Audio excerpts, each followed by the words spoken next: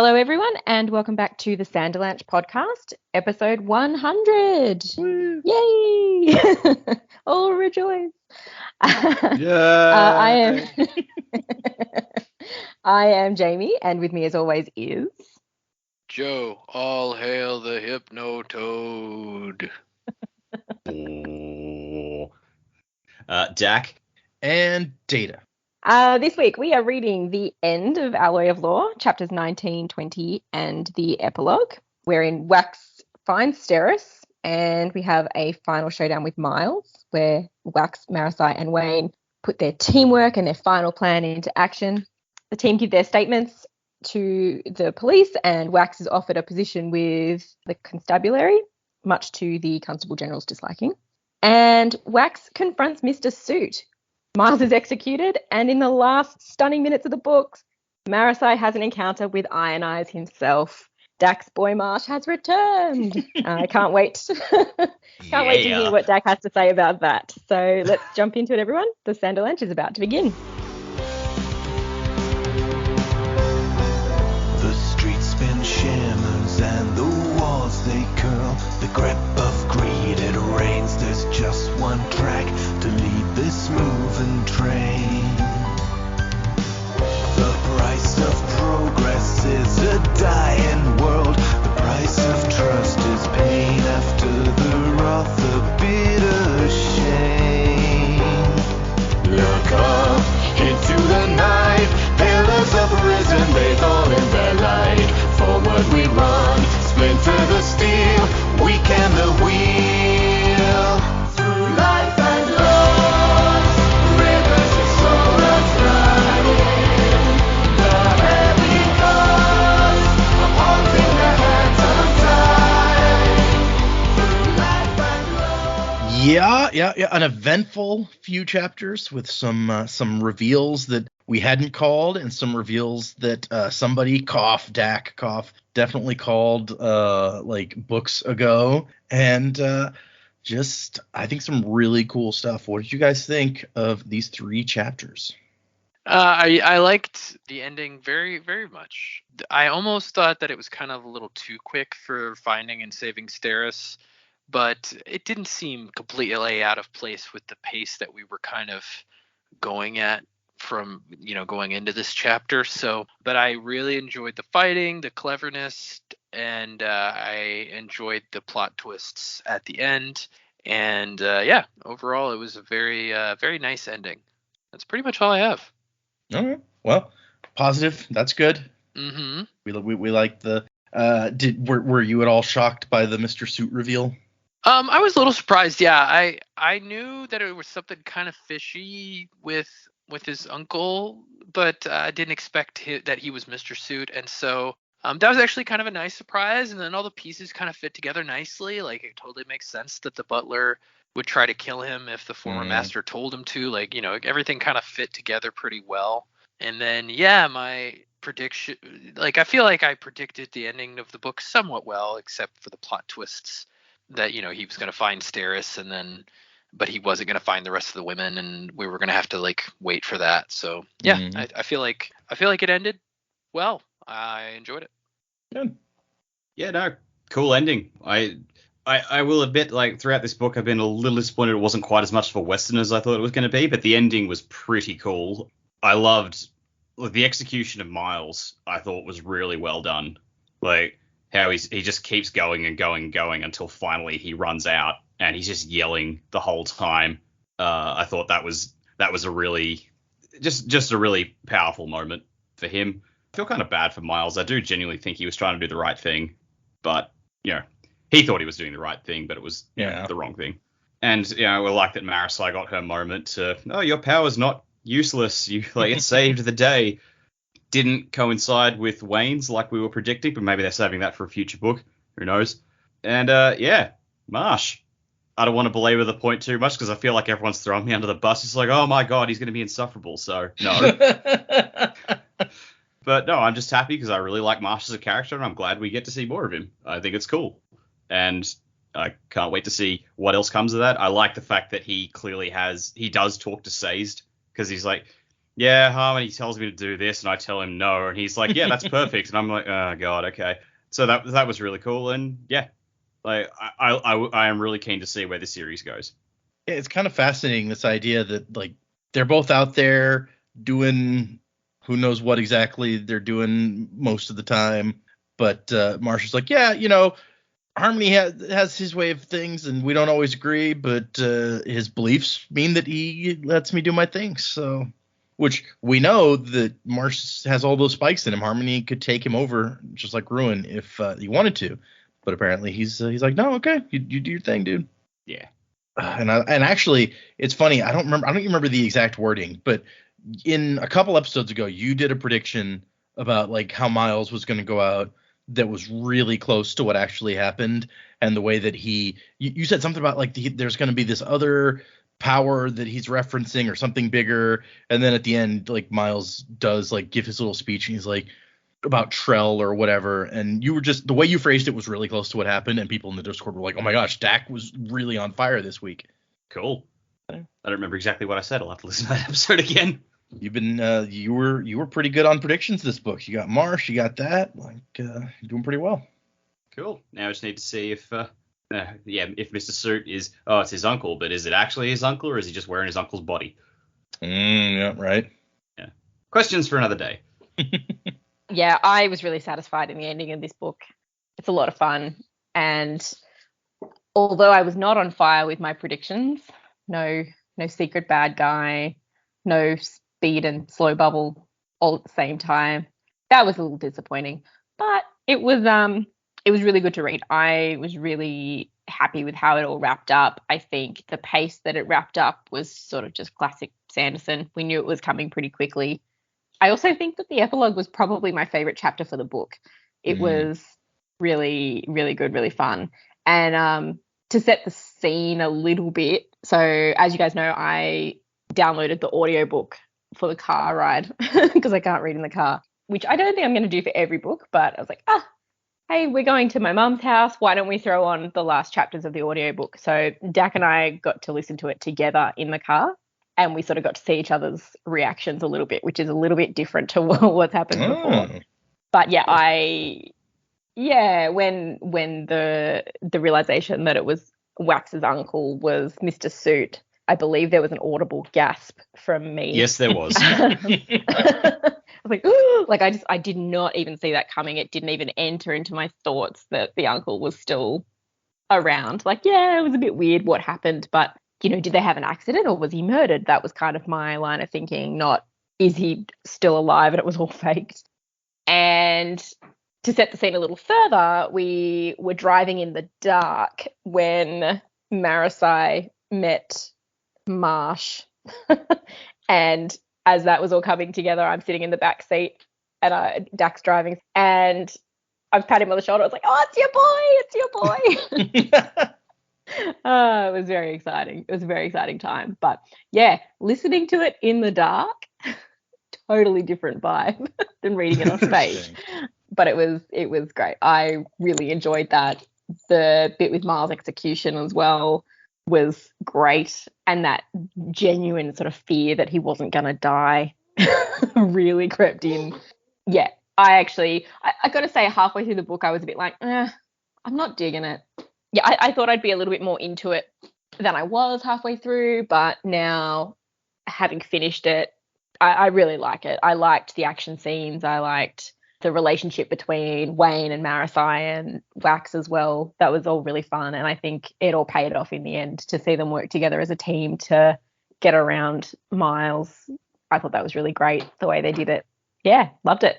I feel like the thing with Wax's uncle is almost qualifies as a secret bad guy. Like, I feel like you're not too far off when you're like, there's a secret bad guy, and there kind of was. Yeah, but I really kind of wanted it to be Marisai. She's just a bit creepy, like I like, okay, she's smart. It's, again, a great dynamic. She works really well with the team. And I mean, I know, it was kind of filled with secret bad guys, really. Like the butler was kind of a secret bad guy. Yeah. Like, yeah, okay, there is definitely secret bad guys. I don't know. I really wanted it to be her. But that's fine. Dak said we should stop predicting secret bad guy. I was like, but the minute we stop predicting it, it'll Yeah, happen. that's when it's gonna happen. There's like 5 secret Yeah, bad guys in the next 100%. book, probably. Yeah. It's like, Yeah. I think the only book with secret bad guys so far has been Well of Ascension with both Tensoon and with Marsh. Yeah, Marsh was a real secret bad guy. You didn't expect him to be a bad guy after he was a good guy. Oh, but yeah. It's you got to keep predicting secret bad guys just because it's fun. I don't care if you're never right. It's awesome. Yeah. But I'm just picturing Marasai now. It's like you're like she's a little bit creepy, and I'm like, well, really, she's just like a fangirl meeting her hero, and so maybe that is creepy, like inherently. Like if you're a huge fan of like a celebrity and you get to hang out with them. There's a huge fan, and you're in like the obsessed medium, with but then them. there's, like knowing how many times they've been shot, or surprised when they correct you on how many times they've been shot or how many people they've been killed. Mhm. Like there's that level of creepiness in there. Too bad there wasn't a secret bad guy in the secret tunnel. That would have been awesome. Oh, secret tunnel, secret bad guy Secret History could have had a secret bad guy. See. in a Yeah, secret it's tunnel. True. Through a mountain. Well, Well, there's always actually- another secret. Yep, there's always There's I mean, always if you another think secret. about it, like Kelsier was posing as Ruin to mess with the Irie, so really he was the secret bad guy for them. It's true. All that perspective. Yep. From my perspective, the Jedi are evil. Jedi. Exactly. I was Exactly about where I to was say going. that. Beat me to it. Okay, let's get into these 3 chapters. And I did mention last time on the show, but I did tell these 3 afterwards. We also read part of the Ars Arcanum, which we'll touch on when we get there. Okay, so I love the beginning of the chapter because at the end of the last time, it's like he shoots Miles, and it's like, okay, but we know that doesn't really do anything, right? And that's the first sentence is shooting Miles was, of course, useless. But it feels good. Yeah, right. But no, like as Miles heals and his body pushes the shot out, Wax catches it and shoves him across the room using that metal. So it helped a little bit. And it scared the coin shot off when all of a sudden shotguns are going off. And then Miles hollers out that he has sent some men to kill the woman that Wax came here to save, a.k.a. Steris. And Wax, there's a speed bubble. They have Wax and Wayne and Marasai have time for a little bit of a chit-chat. Wayne is bleeding. He's shot. He says he's slowing down too much. And between what Wayne and Marasai saw, they're like, yeah, he's probably telling the truth about having sent people to kill Steris.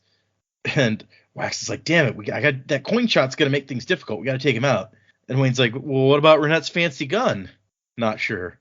Wow, she's gonna rip out your insides, mate.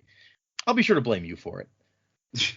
And Wax is like, we got to figure out a way to take the guy out. And Marasai's like, but you got those special bullets. It's like, well, yeah, but it's not going to fit in an ordinary gun. Oh, right. I have the power to shoot things without guns. Yeah, I was wondering when he was going to put that together at some point. It's like, yeah, you could just, do that. Just push You don't on need a gun.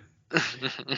And honestly, it's one of my favorite moments in the book where he hops out, just throws the bullet at the guy and shoves it with his power. And the coin shot's like, deflect. And then the ceramic tip takes him straight in the eye.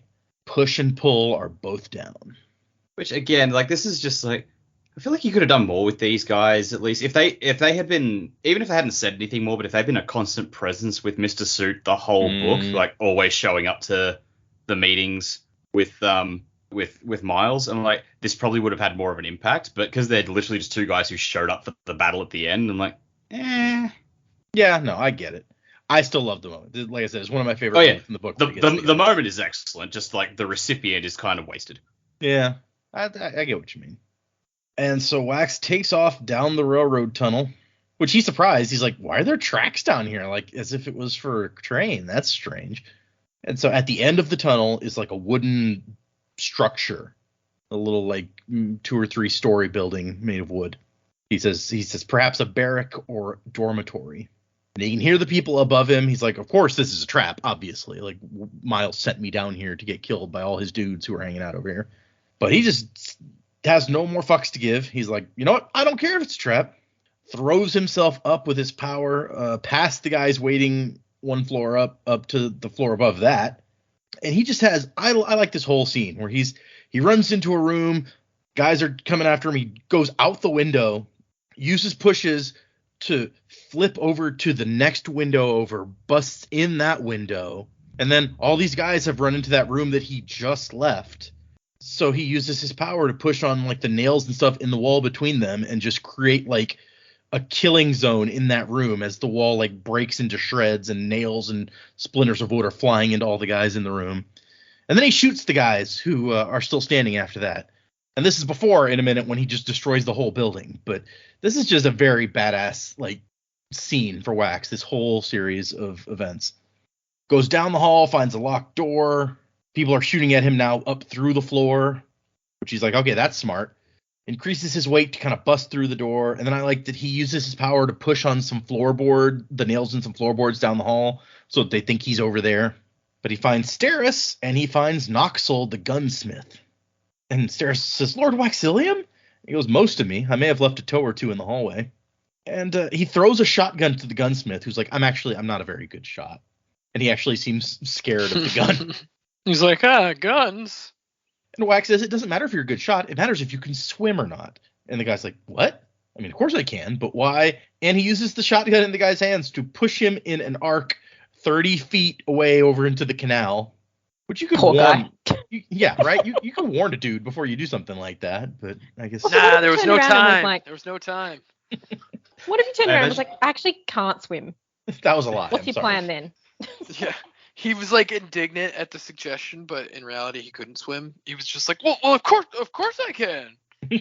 Who says I can't? He's like, and then he gets pushed into the canal. He's like, I actually can't swim.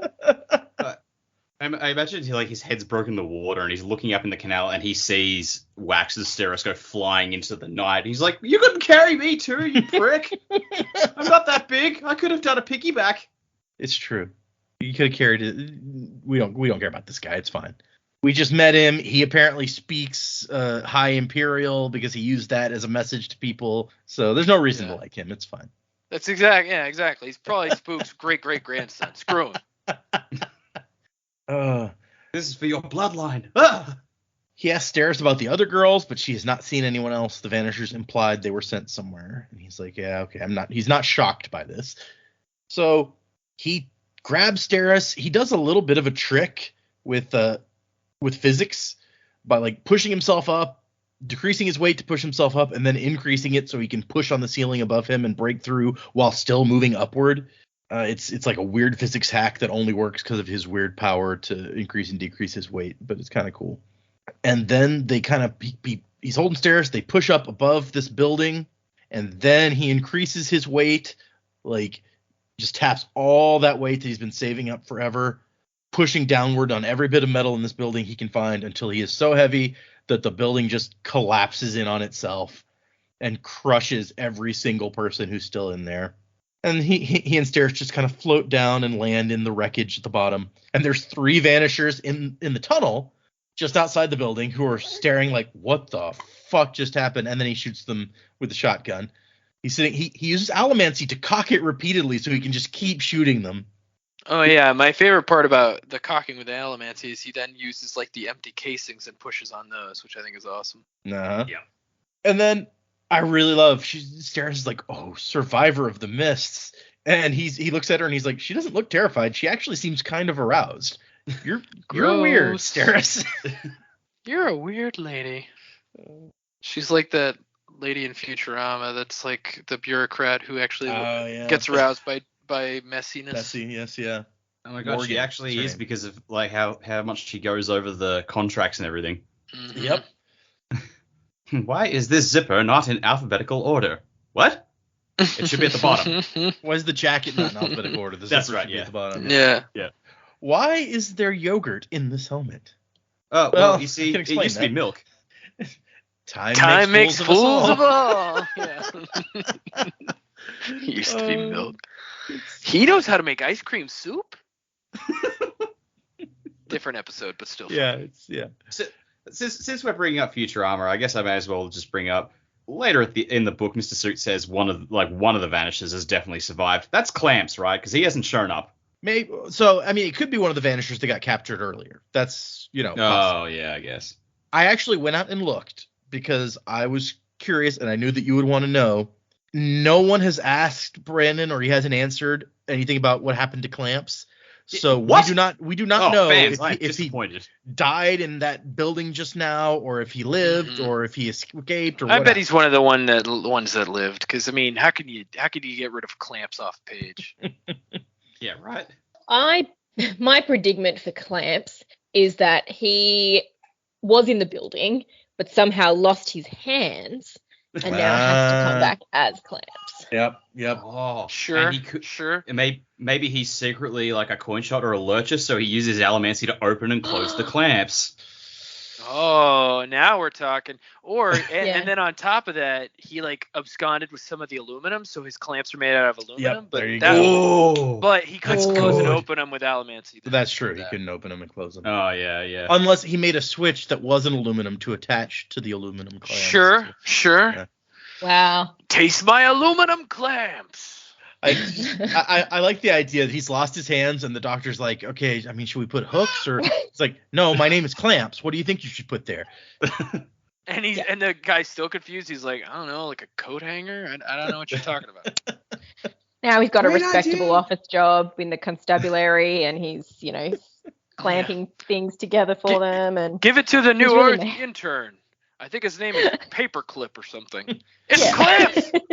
he can crimp things with his clamps. It's fine. Yeah.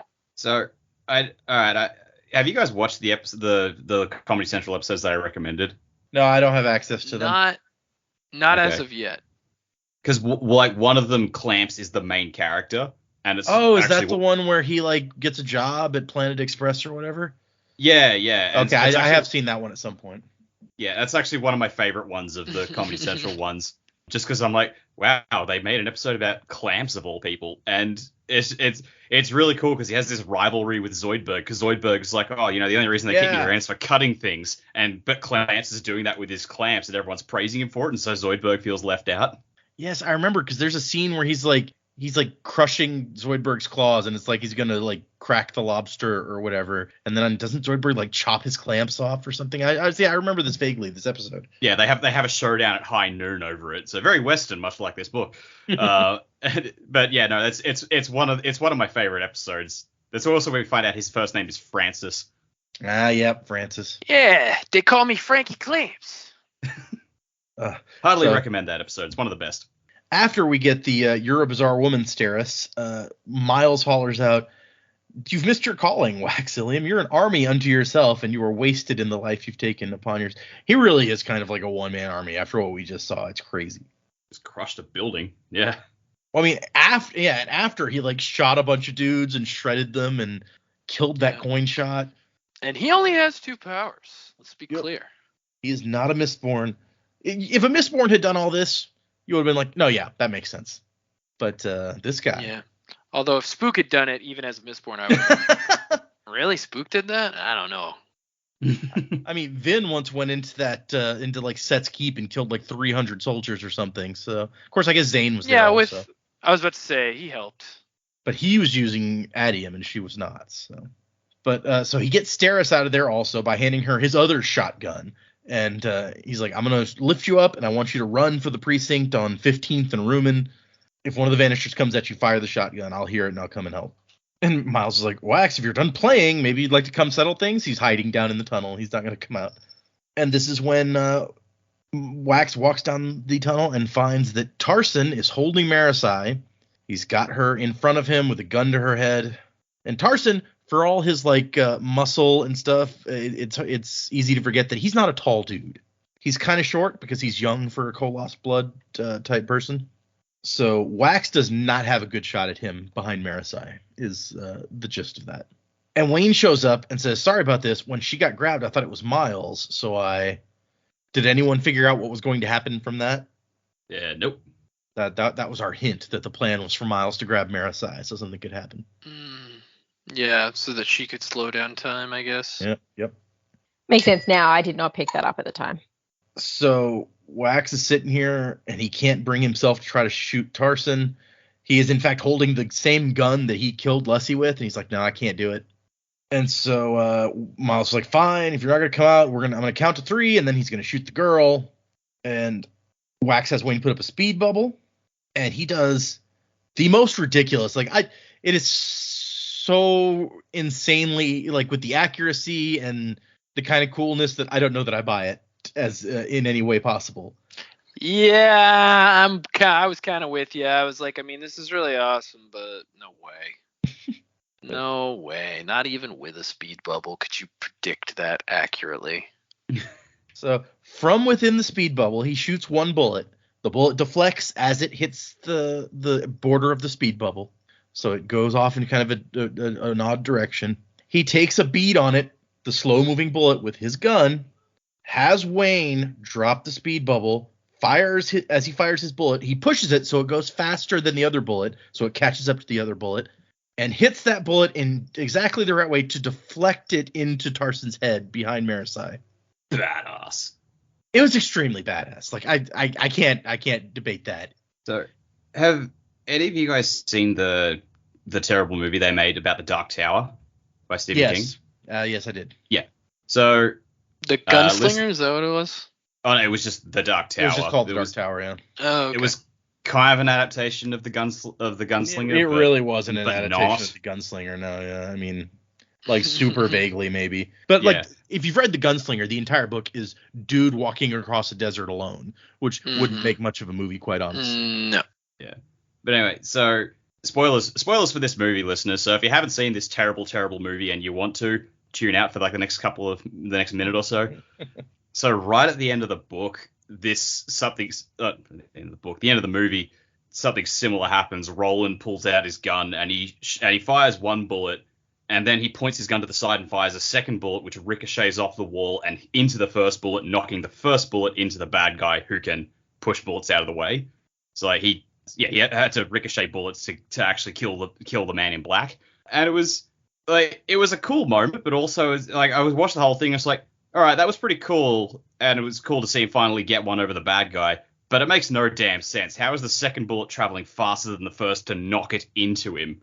So I was reminded of that when reading this scene, but and that just made this scene a lot better because like they explained this is why he's able to hit the first one with the second bullet. It made sense in the context of this book. So I'm kind of picturing like, yeah, this is what that movie should have done. It didn't have those powers, but god damn it, this book did it right. Yeah, I'll give you that. That's fair. The listeners are just like, well, you just shut up. This has nothing to do with anything. It's funny because somebody just posted in like one of the Sanderson subreddits, like, hey, what do Brandon Sanderson fans think about Stephen King? And the only Stephen King book I've read is The Gunslinger, and I hated that book. And so that's what I said. I was like, look, I decided to give him a try. I figured if I was going to like one of his books, it was going to be the Dark Tower books. So I read The Gunslinger, and I despised that book so much that I could not. People have told me, like, the series gets really good if you make it to book 3 or 4. I'm like, but I don't want to slog through another one of these before it starts to get good. So I'm not going to do that. That's fair. Then, of course, I got downvoted because people are like, no, Stephen King's awesome. Shut up. But, yeah. I've read the whole Dark Tower series, and it's sort of patches. There, like, each book has really cool moments in it, but I think out of the 7 books, only the 4th one is the only one I liked start to finish. And the whole thing is pretty much a whole episode flashback to Roland's when he was younger. So interesting. Yeah, that's the only one I liked the whole way through. The rest of them was like, I don't dislike these, but none of them really grabbed me. On the flip side, the only other Stephen King book I've read is It, and I fucking loved that book start to finish, even though that book is massive. Yeah, I've seen it. It's huge. Yeah, but like I never once felt the length of that book while reading through it. Like the pace was just like, this is great. I was engaged the whole way through. I've debated reading that one before. I'm always hearing good and bad things about it. People like to harp on the one scene in the book that doesn't make it into the movie because there's no way that you could put that in a movie. Yeah, that thing. So yeah, it's always kind of awkward. But I don't know. Maybe someday I'll probably get there. There's a scene where all the kids in the past, like they're like preteens or something, and they all have sex with each other. Yeah, that's a little awkward. Yeah, it's meant to be like this is them transitioning from childhood to adulthood. I was like, there's probably other ways you could have done that. Well, and I've seen interviews with him about it where he's like, look, it was a different time when I wrote that book, and I don't know that that's a good excuse, but you know. Yeah, it was a different time, a time when I imagined what preteens having sex with each other was like. Also, I think that's, that was during his coke period, so. Yeah. One of the guys in that Reddit thread I was talking about was like, look, this may be a controversial opinion. Stephen King was a much better writer when he was on coke. And I'm like, okay, if you say so, man. Anyway, I'm not qualified to judge. Yeah, I mean, right? Yeah, I mean, I was a much better everything when I was on coke, which was never. He's like, for all you FBI agents listening, that was never. Yeah, I've never done coke. That was a strange thing to broadcast on a podcast. I, Joe, am here to declare I have never partaken in cocaine. Oh, she's upset about that.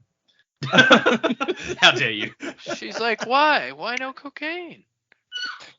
But I doubt anyone was surprised when Wayne's immediate reaction is, oh, you shot him in the head? That was my hat he was wearing. Oh, yeah. Oh, that was me lucky Yeah, hat, I thought mate. that. And Miles is shocked by the ridiculous thing that just happened. Eventually, raises his... Yeah, no, absolutely fair. Eventually raises his gun up, Wax shoots him in the hand again, and then when he drops the gun, shoots the gun to make it fly away. And Miles is like, stop doing that! Yeah, also fair. And then he shoots him in the mouth. He shoots Miles in the mouth, and Wayne's like, man, somebody should have done that ages ago. And Wax tells him, okay, time for you to leave. Backup plan is still to go. And Wayne's like, are you sure you got all of them? And Wax says Tarson was the last. He doesn't actually know that, but he's just really hoping.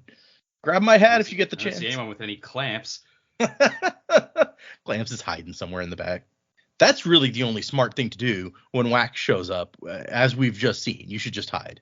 So Miles comes over and just starts beating the shit out of Wax. He's already not in great shape after, being through an explosion and all the other stuff he's gone through tonight. And Wax, at first, he's kind of trying to, get in there and fight a little bit, but it doesn't take long before he's just on the ground, like rolled up, just taking it. And Miles is, monologuing, like, I know you feel it too, watching the downtrodden and how nobody cares. People are murdered every day in this city, at least one a day. Did you know that? And Wax is just like, I gotta keep him talking. Which is not hard, apparently. Miles is very ready to monologue. And he's talking about all these people who the city doesn't care about, the beggars, the orphans, dead because of lack of food, or they were in the wrong place at the wrong time, or they tried something stupid. And Wax says, you're trying to invoke the survivor's mandate, but it won't work. This isn't the final empire of legend. A rich man can't kill a poor man just because he feels like it. We're better than that. And so apparently the survivor's mandate is a thing. And I don't know if that's like part of the survivorism religion, or in a way I want it to be written into the government's like their version of the Declaration of Independence or whatever, where it's like the survivor's mandate. If the government ever becomes super corrupt, then you are supposed to overthrow it like he did. Yeah, That I would bet be you that funny. is like written in the law, where it's like if it ever comes to a point where people are owning one another and like people get away with corrupt, like with doing basically whatever they want and hurting other people, it's like you have a responsibility as a citizen to overthrow the government. Well, and we know, which I didn't when I first read this book because it didn't come out then, but because of secret history, we know that Kelsier was hanging out with Spook as this government was getting founded. So who knows what he might have insisted get put in there. No, you know exactly what he insisted was put on their Declaration of Independence. A map to the Well of Ascension. And so somewhere out there is a Nicolas Cage character who's trying to steal this declaration so he can find the well. Nick Cage. More of a Well of Ascension protector. That was a good Nick Cage. Yeah. Why, thank you. I'm not proud of it. I can't wait for that new movie. It looks hilarious. It does look Unbearable ridiculous. Weight? Yeah, it looks. Yeah, I can't it looks wait. pretty- It looks fantastic. Yeah, it looks pretty out there. So they announced today that Nick is going to do a Reddit AMA as part of the press for this movie, and Oh so God, people were like, "Oh my gosh, this is going to be insane! I can't wait." I love Nick Cage so much. I don't know that I'd say that, but I like him. He's hilarious. He just really goes for it, Yep. He's not afraid to do his Nick Cage thing. So I would always read a lot of Roger Ebert stuff when he was alive, Mhm. and I can't remember which movie he was talking about, but like it was something. It was a Nick Cage movie, and he made a remark which has stuck with me for years and years and years. Is that Nick Cage is a good actor in good movies, but he's a great actor in bad movies. I'm like, that is very true. Like, I don't know if you guys have ever seen something like Drive Angry, but like it is fantastic for him in that. You know, it might ruffle a few feathers. Con Air, like fun movie. No, I wouldn't say it's a good movie, but it's definitely fun. And I a lot agree of I with that's that. due enjoy to him. Con Air. Yeah, I enjoy Oh, it. I thought it was enjoy alright. it. I enjoyed it a lot. Like in terms of filmmaking, I'm just like, it's probably not the best, and like Yeah. really awkward with Steve Buscemi's thing. But I would watch a whole movie with Steve Buscemi's character from that. I agree. It's I like Steve Buscemi. Yeah, he's I pretty like the amazing. character. I'm just like, is this really someone who needs to get away clean? Yeah. Okay, that's fair. Yeah. Okay, see now I'm reading Roger Ebert's critique of Nick Cage's acting ability. I don't know if I haven't even gotten through it to see if this is the same thing you're talking about, but he says there are often lists of great living male movie stars: De Niro, Nicholson, and Pacino usually. How often do you see the name Nicolas Cage? He should always be up there. He's daring and fearless in his choice of roles and unafraid to crawl out on a limb, saw it off, and remain suspended in air. No one else can project inner trembling so effectively. Recall the opening scenes of Leaving Las Vegas. Oh, jeez. He won an Oscar for that movie, and God, he earned it. I've never seen Leaving Las Vegas, actually. That is, it is an excellent movie, but it is not an easy watch. The real reason we can tell the twins apart, I don't know who Charlie Kaufman and Donald Kaufman are, and that's like the second half of this is about comparing That's for them to them. adaptation.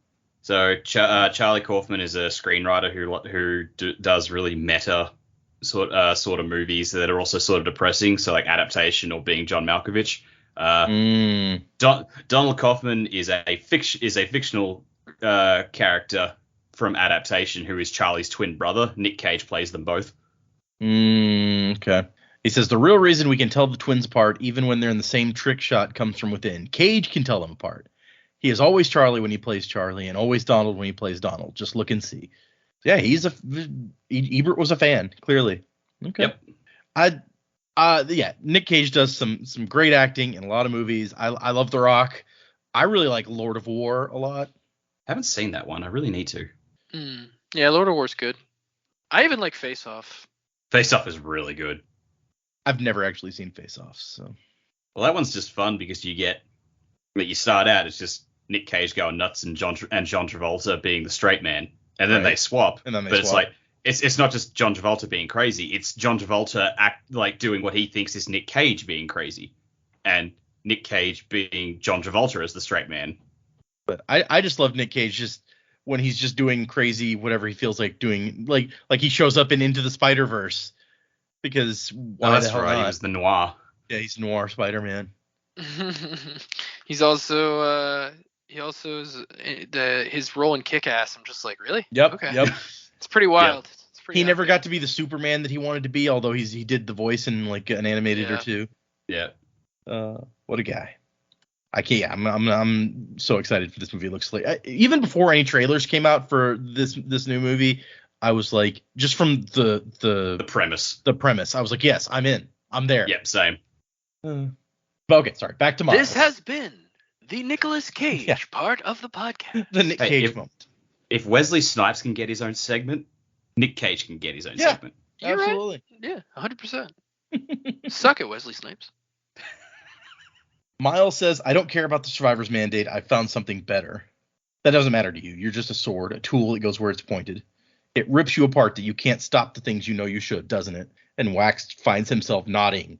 Honestly, he's like, no, I mean, you're right. You're out of line, but you're not wrong. And he tells Miles, I'll start helping those people. I promise. And Miles is like, you're not going to live that long, Wax. And he's just kicking him again and again. Like, Wax is on the ground and Miles is kicking him repeatedly. Yeah, Miles is really Walter and Big Lebowski at this point. He's like, am I the only one who gives a shit about the rules? I could see that. I could see him as Walter, sure. Now I'm picturing him this movie, but with him in there as Miles, and it's a weird. Yeah, it's like I can get you a toe wax with nail polish. Yeah. Marisai finally can't take it anymore. She's like, stop it, you monster. And he's like, I suppose I should deliver you to Suit Girl. You're on his list. You can replace the one that Waxilium set free. I'll probably have to track her down. And she's like, why is it that small-minded men must destroy that which they know is better and greater than they? And Miles like, better than me? He isn't great, child. Which is funny because he told Suit not that long ago. He's like, Wax is a better man than either of us. But I like her little speech. The greatest of men can be taken down by the simplest of things. A lowly bullet can end the life of the most powerful. And Miles like, not me. I don't care about bullets. And she's like, no, you'll be brought down by something even more lowly. Me. That's kind of down on yourself, Marissa. I don't feel like you got to go that far. But okay. I don't think Well, she I mean- believes that she is lowly. I sort of Not read even that the fact, as. like, Oh, sorry, Yeah. you finish your train. I sort of thought it was more a case of she's saying that he's being taken down by a lowly woman. You know, he's not that powerful. That's kind of what I thought she was going for. Not that she's less than a bullet. Oh, okay. Does that make sense? Sure, now I follow you. I read it a bit differently. I thought, given that she has in the past talked about her power and how useless it is, she was sort of commenting on like he's being taken down by her lowly power, which is useless in any other circumstance. Hmm. Okay.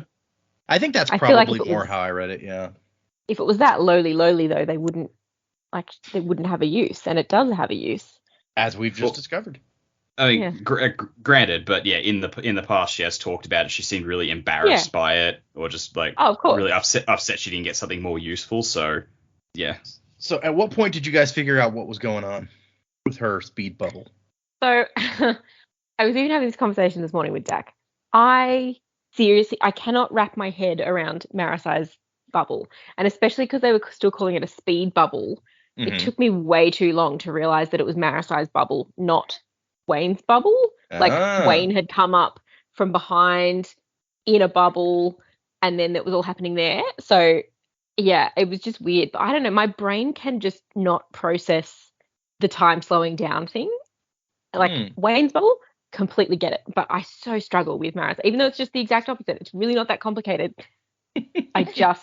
My brain can't figure it out. So Interesting. it took me ages. And after we listened to it, I was like, I don't understand how the bubble worked. And I think probably because I was looking for the bubble within a bubble. And that's not what happened at all. Yeah. I don't need your opinion, thank you. Don't laugh at me. Yeah. But I like it. Now, yeah, I've thought on it, I've pondered it for a while. I get what was happening, but it took me way too long.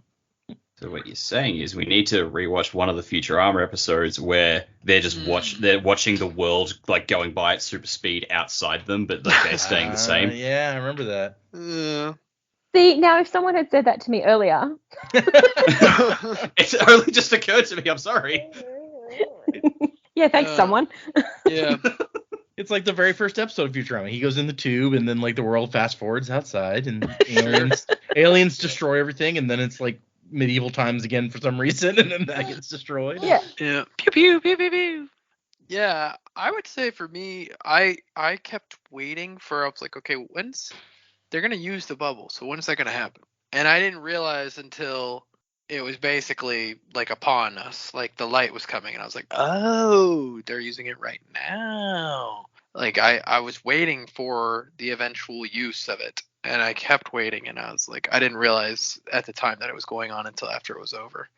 So I was like, oh, okay, now I get it. The light's coming towards him. It's moving at super speed. Okay, they're in the bubble.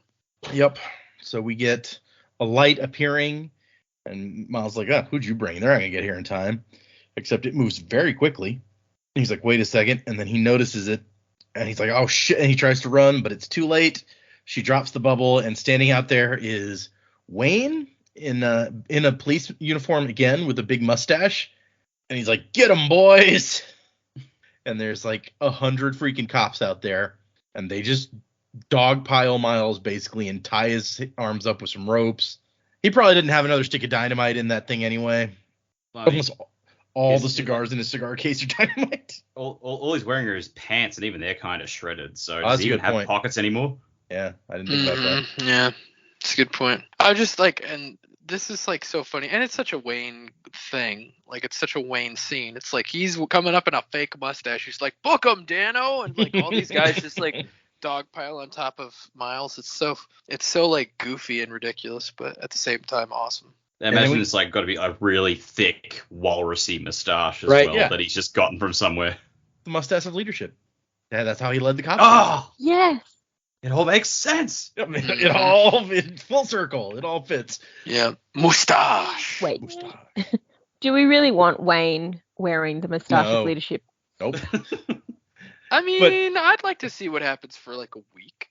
You know, whatever you don't want Wayne doing, that's the thing he's going to be doing. So, this guy. What did he trade for the moustache of leadership? I think Good is question. the real Yep. question. Yep. I think we learned earlier that he has like just like a disguise kit, because like at one point Wax says he's like wearing one of his fake mustaches. He had a fake nose on at one point. Like, I think Wayne just has like a disguise kit somewhere. Yeah, but you know everything in there he traded for. That's true. That's a fair point. Maybe he took he's taken hair off some dead guys and fashioning his own mustaches and wigs and things. We learn in the next chapter that you don't have to trade for dead guy stuff. But I like to call back to the moment that we had earlier. The first rule of the roughs. You forgot, Miles. The more alone you are, the more important it is you have someone you can rely on. And that's the end of that chapter. So then we get the Constable General. It's like has ready the captain or whoever this guy is, the guy who works under him, who we saw earlier. He's like, the Constable General decided not to charge your associate for impersonating an officer of the law. I'm very generous of him. And Wax is sitting here, broken ribs, all just beat all to hell, having to listen to this shit. And so Marisai jumps in for him. He's like, the Constable General should be glad for Lord Wax Williams. He should have begged for his help all along. And we met the Constable General earlier. He was the guy who was yelling at Wax like about getting involved in this, and I knew I was gonna have this conversation with you sooner or later and all that shit. And Reddy here is like, actually, he does seem glad, and he's kind of confused about the Constable General's attitude. And Wax tells Marisai, you did a good job. This was your catch. And she's like, well, I'm not the one who had to get beat all to hell. And there's a moment where she's kind of like, she's still doing her thing. She's like, you're every bit the man I thought you might be, yet somehow more real at the same time. And she's getting ready to say something else, and he's like, look, Marisai, this is not going to work. I thank you, really, but there's not going to be anything between us. I'm sorry. And she's like, oh, no, of course. I wasn't implying any such thing. Why would you even? He's like, oh, no, yeah, I'm sorry. I must have misunderstood. Lets her keep some dignity. And he's thinking, if I was 10 years younger, it's not the age, actually. It's what those years did to him. Not when the years, honey, it's the mileage. Yeah, exactly. When you watch the woman you love die by your own gunshot, yeah, that does some things to you, I'm sure. But he's framing it this very noble thing where he's like, this woman is so young and full of life. She doesn't deserve someone like me. So, no, was anyone surprised, by the way, we're going to get to Steris in a second, but by the way, the Marisai Wax Steris thing wrapped up, at least for now. I mean, it could always change, right? Yeah. No, I wasn't surprised. I think we had kind of discussed this, that relationship seemed kind of icky, and also because she seems like obsessed with him. Like it seems like at the outset it would just be an unhealthy relationship based on affection out of obsession, not like genuine mature feelings. So, and I'm not saying that Marisai's childish, but in this situation it just doesn't seem like it really is a good idea. Yeah. And so I think that the correct choice was made here. That's fair. Constable General Breton shows up and tells Wax that he has requested the Senate give him a citywide deputized forbearance, which would basically make him like an official member of the constabulary so that he could do stuff like this. A duly deputized officer of the law, as Adam West Batman used to say. Because Adam West Batman was not some vigilante running around with no permission. He was duly deputized. And now Wax will be too. And Wax. So, Wax, Adam West Batman, the squarest of all Batmen. Wax is like, that's very considerate of you. And the guy's like, it's the only way to excuse your actions without drawing embarrassment down on the precinct. I backdated the request, so hopefully no one will realize that you weren't allowed to do the things that you were doing last night. I don't want you to think you do need to work alone. The city could use your expertise. And Wax is like, that's a very different stance from the one you took, like, day before yesterday. Yeah. He's like, well, that's mighty white of you. I have had occasion to change my mind. You should know soon I'm going to be retiring. There will be a new constable general, but he'll have to accept the Senate's mandate, assuming it passes. Okay. So this whole thing set alarm bells off in my head. I don't know if this counts as predicament if I meant to save it for the end, but honestly, I don't know if we're going to see this guy again. The thought I had when he's saying, like, he's done a complete 180, he's now, like, much more pleasant to wax, even, like, getting him deputized, and then it's like, by the way, I'm going to be retiring soon as well. So my immediate thought was, like, did this guy die, and Harmony sent a Kandra to take over his thing to be more helpful to Wax and get Wax into a position where he's more likely to be able to do what he needs to do? I had a similar thought, but I didn't think Harmony had anything to do with it. I think it's his uncle pulling strings behind the scenes. Because he thinks he'll be able to use Wax without Wax knowing that he's being used, basically. That's also a valid thing. So I just took it as he's covering his ass, and it'll be someone else's problem when he retires. I like that. That's my favorite one, where she's like, no, he's just trying to cover his own ass. I mean, all right, we know that Occam's razor is it's always, like, the simplest solution is often the likely one, but the fans love it when we bring out these crazy ass volcano theories. So let's go. So I can actually answer your question because we do not see this guy again. And somebody asked Brandon the exact question that you basically asked or suspected. And what Brandon says is, yes, Breton was killed towards the end of the book, but not in a storyline related plot. He just died coincidentally. Sayes saw this and sent a Kandra to get his bones, which is why he was not imitating him properly. Wow. Oh my god. Look at you, Dak, on fire, sir. Very astute. Well done. God damn. Wow. And also that's an official reveal that Kandra still exists, which is total bullshit, but whatever. Well, no, and the only reason I allowed I read that was because it is in the Ars Arcanum, which we're going to get to soon, that Kandra still exists. Oh, I didn't. I forgot we were supposed to read that, so I didn't read that. But that's why I felt it was okay to reveal that, because we've established that there are Kandra with what we read this time. Unless you haven't read it. Unless you didn't read. Well, we were supposed to read it. We're going to talk about it, so there's no reason to. I didn't read it. I didn't remember that. So yes, I'm impressed that you spotted that. The first time I read it, noticed absolutely nothing strange. I was just like, okay, I guess this guy likes Wax now. Whatever. I need to fucking swing for the fences more often. Yeah. It's working out for you. Yeah. I mean, I still maintain that your volcano theory is correct. Yeah, some of the listeners did too. I remember that. There were emails that we read that was like, really, you were kind of right. So then we get Wayne showing back up. He's like, hey, I got another one of those guns for you. Don't worry, I traded a real nice scarf for it. Where'd you get the scarf? Off one of the dead blokes you shot. So it wasn't stealing. He ain't gonna need it after all. And Marisai's like, wait. But the gun belonged to a dead guy too. So you traded a dead guy thing for another dead guy thing.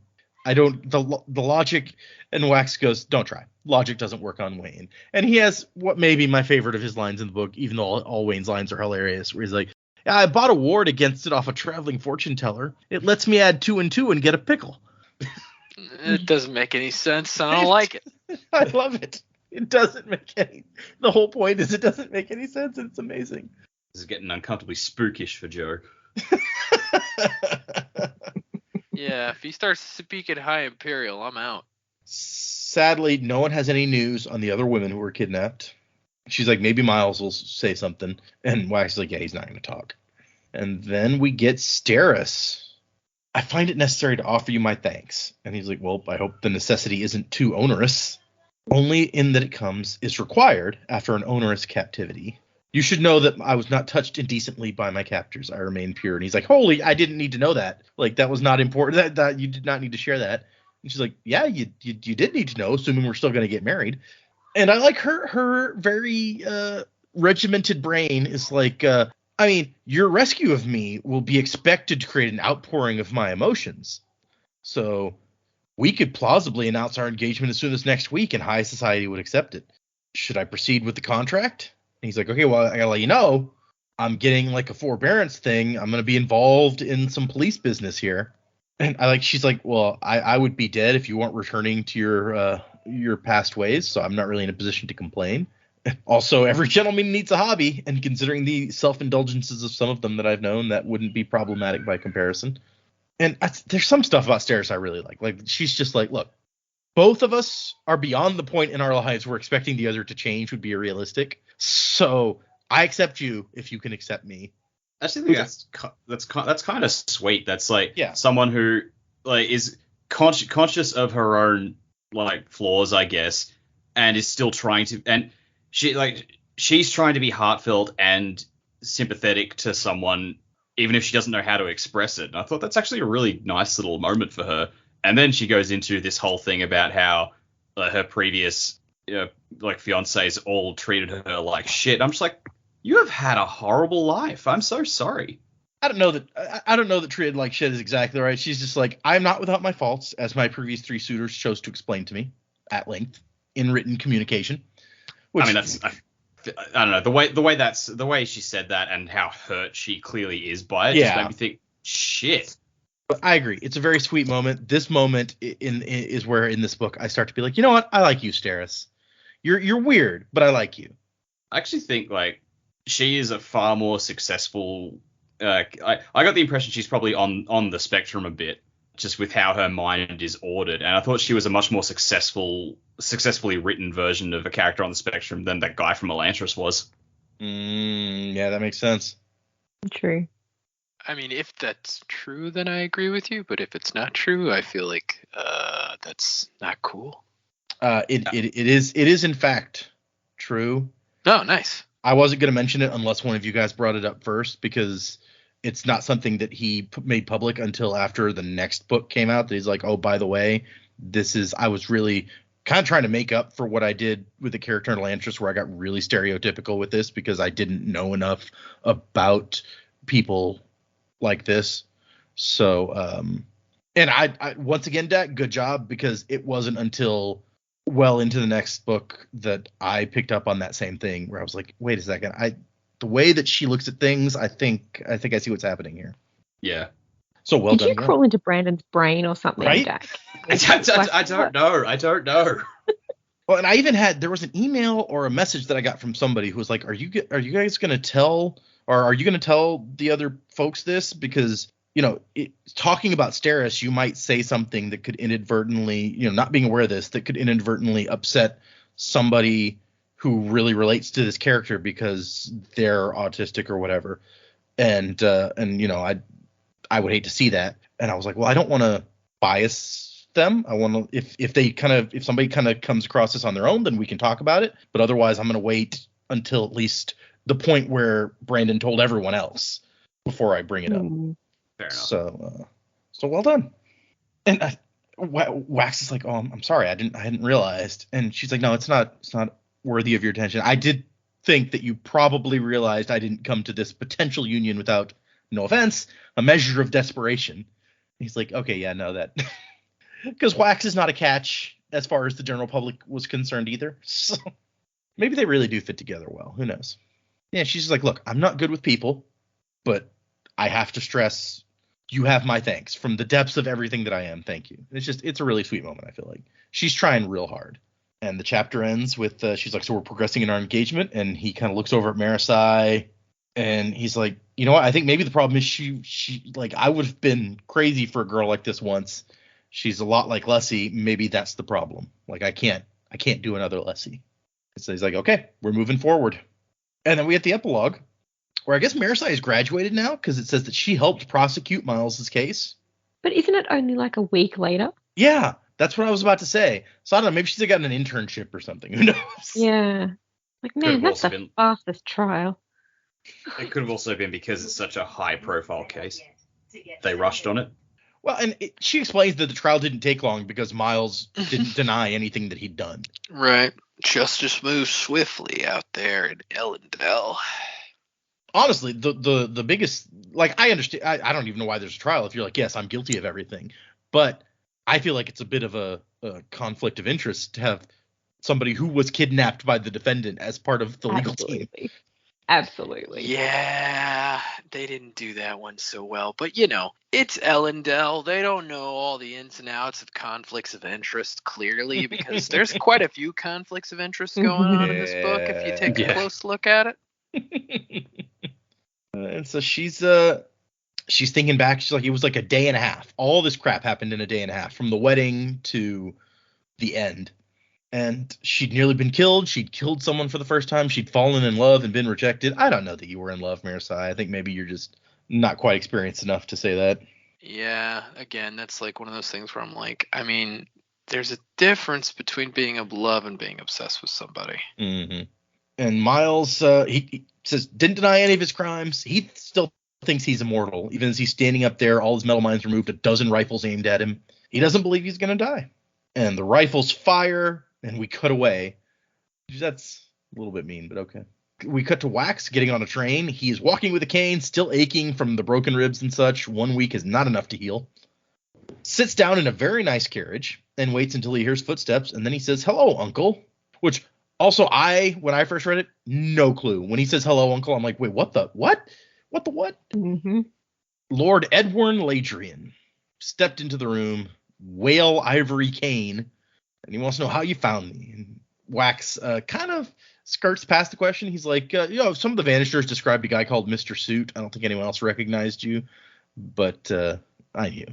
Which does not answer how he found him on this train, but we learned that it was the numbers in Miles' cigar case, which was another of Dak's calls, I think, where he's like, I don't think it's going to come into play like right away, but I think at the end it'll like play into it somehow. Shit, I don't even remember that one. Yeah.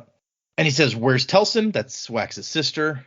And he says, your sister is safe, which is a relief to Wax. He's like, I don't even know why I'm so relieved. Like, I haven't seen her in years. But so I guess she maybe has joined the other kidnapped women. She's of a very long line of Alamancers also. And his uncle's like, no, you must have suspected. Like, there's no way that you just recognize the description of those idiots unless you already had me in mind. I've changed my clothing, my haircut, even shaved my beard. Which, when he met with Miles earlier, he very specifically had a beard. We brought it up, so I don't know. I'm not sure I buy that bit. Oh, he said he shaved, didn't he? Doesn't he say he changed the length of his beard? No, he says, and even shaved my beard. Oh, okay. I don't know. For some reason in my brain, and maybe it's because I was thinking, well, he had a beard earlier, that I thought he meant like my beard used to be longer, and like I guess it could mean the that style still. That's for a good lords, point, yeah. like to have their beards longer or something. But then he cut it, shorter. Yeah, maybe he had a giant Patrick Rothfuss beard and he trimmed it down. That's a good point. That could be it. You can't bring up PR, man. And Wax is like, well, you shouldn't have had your butler try to kill me. He was too long in the family employ and too ready to kill me to have been hired on short notice by the Vanishers. That meant he was working for someone else and had been for some time. And the simplest answer was it was the person he'd been working for years. And his uncle's like, oh, of course. You weren't supposed to know that he caused the explosion. And Wax is like, you mean I wasn't supposed to survive the explosion? And dude just shrugs. Also, like, the explosion wasn't the first thing he tried. So, Nope. like, I feel like he would have known anyway. Maybe his plan was to poison them and then blow up the room, and that's why he brought the bomb in. And then maybe nobody would find the poison. I don't know. He was trying to cover all his bases. He's like, all right, if the bomb doesn't get you, the poison will. If the poison doesn't get you, then I'll just fucking shoot you. I mean, you can't blame the guy for being thorough. No, not with Wax, because none of that worked. So he was not thorough enough is the end result. And he's like, why did you even bring me back? If you're just going to kill me, why don't you just let somebody else take the house title? And if you remember, we found out that Wax's cousin, this guy's son, died of a disease not too long before the uncle supposedly died. So apparently plans were already in motion. The cousin's death was unexpected and kind of threw a monkey wrench into things. Besides, I hoped, obviously without basis, that you'd have overcome your overdeveloped childhood sense of morality. Yeah, wanting to do the right thing. What a horrible... This guy's so smarmy here that I'm not a fan. And Wax is like, I want the other women. And Lord Ladrian's like, okay, well, you can't have them. Like, I'll expose you. Go ahead. Some people will believe you. Others will think you're crazy. Neither reaction will hinder me or my colleagues. And Wax is like, nah, screw you. I beat you. The Vanishers are gone. Miles is being executed right now. You were behind all of this. you obviously don't have much money if you needed the shit that they were stealing. And he's like, oh, you don't know half of what you think you know. And so, well, first, some of the Vanishers apparently will swear to their graves that Miles raped and killed those women, and at least one of those he knows for a fact survived.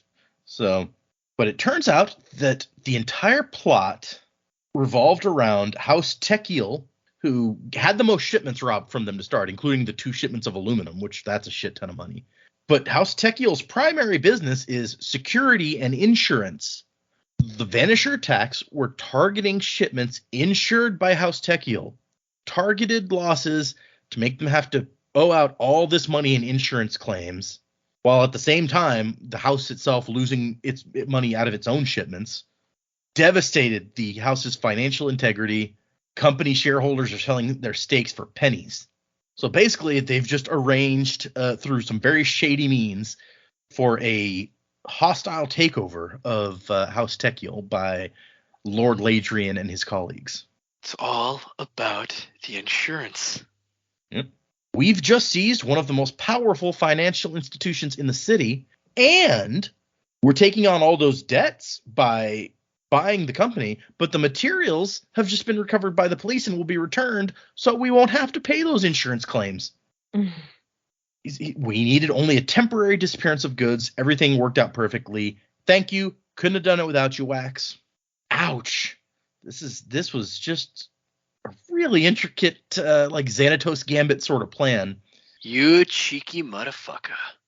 I love to see. It's like an episode of the A-Team where Hannibal at the end is like, I love it when a plan comes together. Even when it's a bad guy plan like this, I love seeing a really well constructed plan like come together.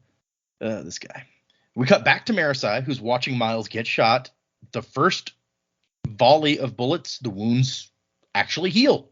They'd searched him carefully for metal mines, and yet here the bullet holes are closing up and his smile widening. You're fools. One day the men of gold and red, bearers of the final metal, will come, and you will be ruled by them, Miles yells. Whatever the hell that means. Bearers of the final metal, the men of red and gold and red. I don't know. Tanner, don't act like you don't know. Stop being an asshole. That was just a really mysterious sort of thing that he screamed. Oh, yeah, weird. it's so mysterious to you. I'm sure you have no idea what he's talking about. So they keep shooting him, and the bullet holes don't keep healing by about the 4th round. And blood starts coming out of his mouth. Worship Trell and wait. Just brutal. Yeah. No, the brutal part is after the 5th round, when it seems that he's definitely dead, one of the guys walks up, pulls out a pistol, and shoots him in the head several times. Just you gotta make sure he's dead. The only way to be sure. Yeah, he's Miles 100 life, understand man. Why? It's still brutal. Like, jeez. That part was gruesome enough that Marisai finally had to look away. We cut back to Wax, who's like, it's not just the insurance. You took those women, and dude's just not going to respond to that. And Wax has his suspicions, but he doesn't want to tip his uncle off to his suspicions about why the women were taken. So he's like, I don't know what you're doing with them, but I'm going to find out. Oh, please, Waxilium. Your self-righteousness was tiring enough when you were a youth. Your heritage alone should make you better than that. You are of a noble bloodline directly back to the Counselor of the Gods himself. So Breeze had a cool awesome nickname. Title for Breeze. Yep. I was about to say, like, definitely a super awesome title. Yeah. And he's like, it was with great regret that I ordered your death, and I only did so under pressure from my colleagues. I suspected, even hoped that you would survive. The world needs you. Us. You sound like Miles. No, he sounded like me. So maybe this is where Miles got some of his weird new belief system. Does Uncle Ladrian worship Trell also? But I like this brings us back to a clue that got dropped earlier when Miles saw that trunk of Wax's stuff, and he's like, yeah, the suit got this in case we wanted to like set Wax up for something. For some reason, he'd been hesitant to kill Wax at first. And now we know why, because it was his uncle. That makes sense. And so dude he starts tucking his handkerchief into his collar so he can eat his dinner or his lunch or whatever. It's like, you're not ready. I'll see that you're sent the proper information. From now, you may withdraw and consider what I've told you. This dude, I don't like him. And Wax is like, oh no, he starts getting his gun. And then some guns get cocked, and he says, I have nearly 20 Allen answers riding in this train, Waxilium.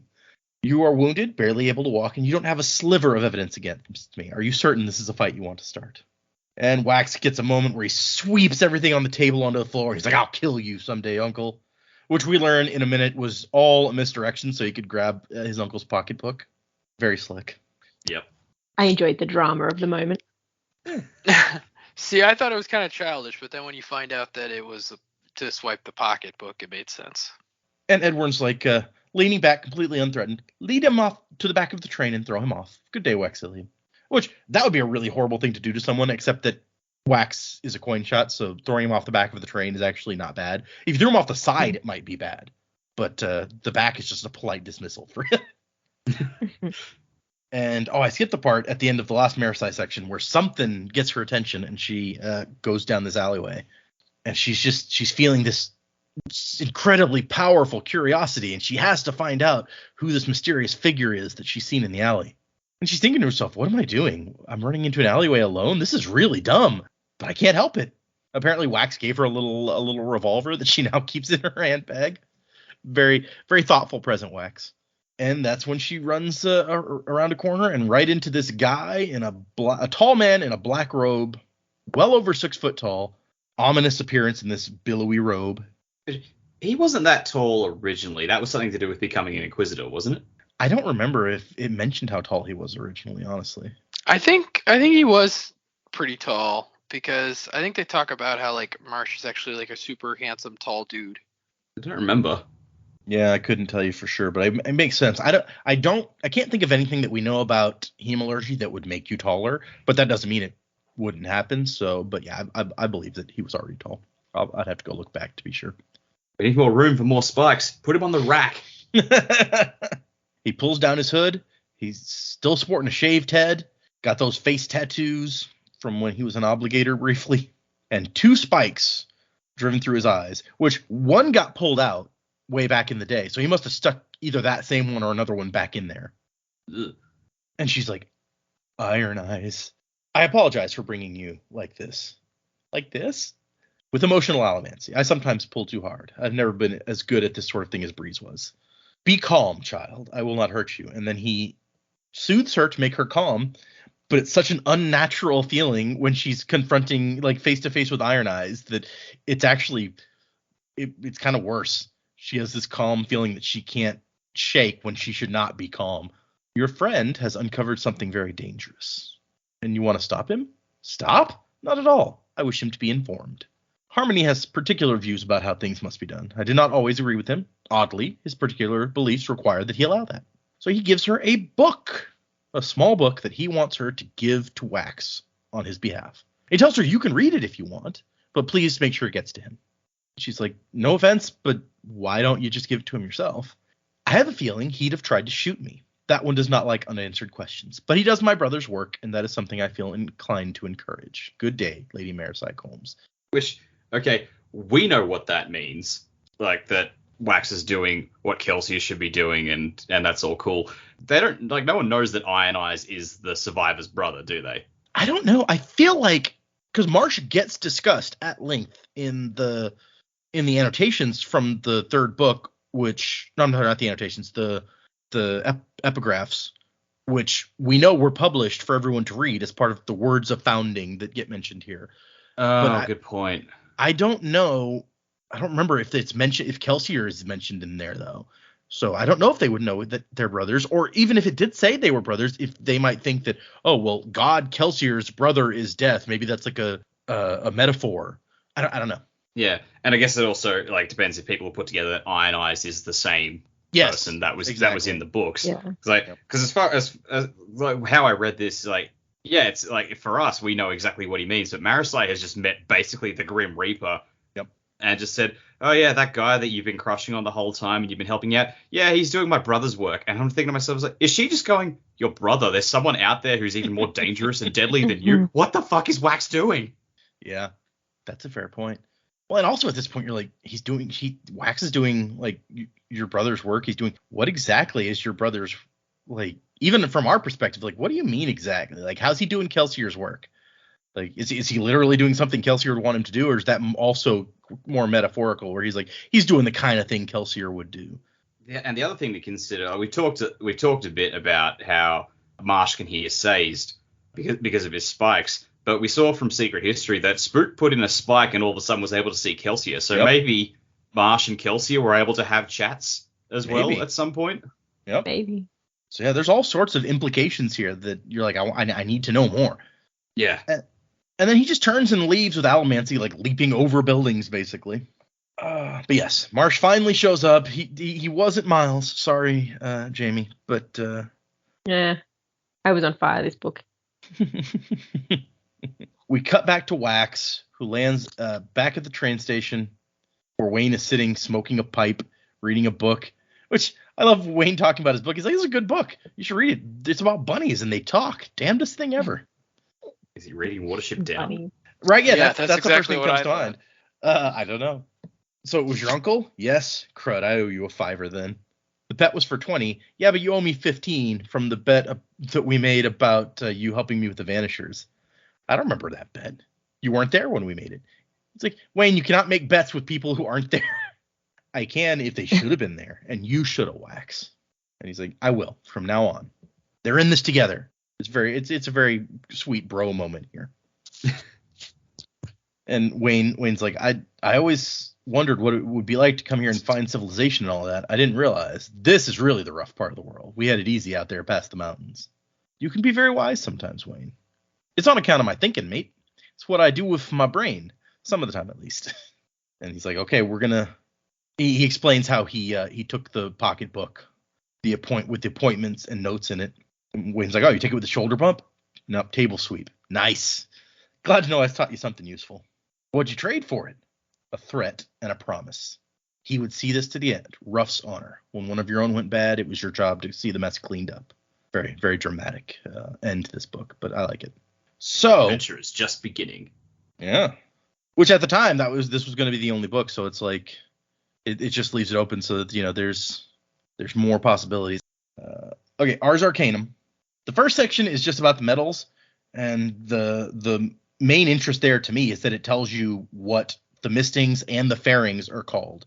So like aluminum mistings or aluminum gnats, aluminum fairings are called true self fairings, and so on and so forth.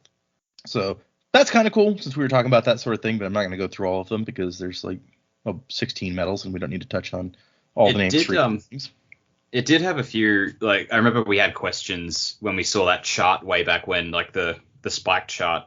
Mm-hmm. And it had the notes of, these spikes can like this metal can do this, and they're talking about storing identity and connection and stuff like that. I'm like, what the hell does that even mean? Mm-hmm. And this explained that for a lot of them, so that was cool. Some of the weirder ones, it's like, yeah, even the terrorist people don't really talk about that much because they don't understand it. But yeah, it explains some of them. It says that for instance, the chromium one that stores fortune. It says that you can make yourself unlucky and then tap it to be lucky later. So we kind of touched on that. I like the fairing name for steel, the one where you store physical speed. They're called steel runners. That just sounds cool to me. Yeah, it's cool. But the other section, the one that I was like, this is the one you guys should read, is on the 3 metallic arts. And remember, this is all from Chris's. This is all being written by Chris, who's not a local. So she's like, locally, these 3 manifestations of investiture are spoken of as the metallic arts, though there are other names for them. Allomancy is end positive, according to her own terminology, meaning that you draw in power from an external source. And she goes into detail here about the actual outlet of power is not chosen by the practitioner, but is hard written into their spirit web. I love that term. Right? Spirit web. It sounds very cool. Ooh. The power doesn't actually come from the metal. The metal is a catalyst that begins an investiture and keeps it running. In truth, not that different from the form-based investitures on Cell, where the key is the specific shape is the key. Here, it's kind of different. It's the metal that's the key, but it still dictates what the magic does when it comes out, basically. Also, as opposed to Cell and the Elantrian magic, where you have to learn how to make the right shapes, Allomancy is instinctive and intuitive to at least some degree. 16 base metals, 2 that are called god metals locally, can be used in an alloy to craft an entirely different set of 16 metals. So you remember we had the 11th metal from the first series, which was an alloy of adium and gold, But what she's explaining here is that adium is one of the god metals. You can alloy adium with any of the 16 other metals to make different metals that work. So gold lets you see your own past or a different version of yourself. You alloy with adium, and it creates kind of a reverse of that, where you're seeing that about someone else. That was the 11th metal, right? So the idea that we're getting here, even though we haven't seen any of the other adium alloys, is that adium somehow reverse each of those things in some way, or something like that. You can also do that with Lerasium, make alloys of each one of them. Although, if I remember correctly, what Brandon has said is Lerasium turns you into a Mistborn. If you alloy it with, say, pewter and use that, it would make you a pewter misting. So you actually, it gets crappier if you alloy it with something else. No, there's no reason you would do that. As the god metals are no longer commonly available, however, the other metals are not in wide use. Feruchemy is an end neutral art, meaning that you don't gain or lose any power. You just put something in, you pull it back out later. The spiritual powers are under heavy experimentation by the Terrace community and are not spoken of to outsiders. And since she's just explained that you can make alloys of the god metals and the other metals for allomancy, the theory is if you did that, you might be able to do something feruchemically with them, but we don't know because the opportunity has never come up. That little section also just brings up something I've been wondering this whole book. Because like we saw in the previous trilogy, it's like if you're a feruchemist, you had access to all the abilities. We knew that, and yet here there are people who can only access one feruchemical ability. I'm just like, why is that? So I'm glad that gets brought up here. Yeah, she says it has to do with the inbreeding of the feruchemists with the general population diluting the power. Yeah, because there weren't that many Terrace people left at the end of the last book. No, right? Sure weren't. Although apparently it was enough to make up, I think it said, a fifth of the total survivors, and they still tend to intermarry, we learned in this book. So I wonder how long it took before they married into the rest of the population enough to kind of dilute it like that. It's curious. Then we get hemalurgy, and here's where we learn the thing. Its secrets were kept close by those who survived the world's rebirth, and the only known practitioners of it now are the Khandra, who, for the most part, serve harmony. Well, that for the most part, that's kind of a scary statement there, but still leaving open the possibility that it might not be Mr. Suit might not be the uncle. It might be a Khandra posing as him. Could be. But it's actually what's left out here that caught my eye. It's like, oh, so the only ones left are the Khandra. What about the Koloss? We know there are people with Koloss blood. Yeah. So are the Koloss themselves dead, but they have descendants somehow? This is an excellent question. Or it's possible that they still do use it somehow, and she just doesn't know, because once again, we only get to know here what she knows. So there's multiple possibilities. I mean, could be, but I feel like, how do you know about Khandra but not Koloss? Because Khandra is much better at hiding and being, being like hard to notice, whereas Koloss are pretty much the opposite of that. Yeah, everyone seems to know that the Koloss exists. So yeah, that's a good point.